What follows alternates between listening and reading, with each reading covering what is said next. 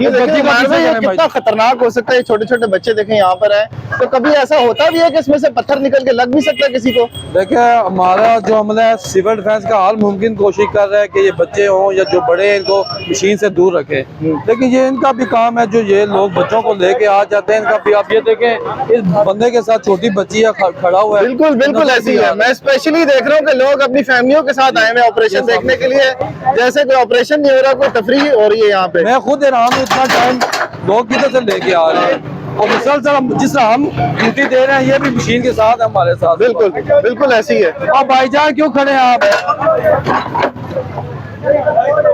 ये देखें ये कितना खतरनाक हो सकता है। उमर भाई बार बार इनकी टीम बार बार लोगों को मना कर रही है, ये क्यों खड़े हैं? फिर भी बाज नहीं आ रहे लोग। आपके खड़े होने से मैं छोड़ दूंगा।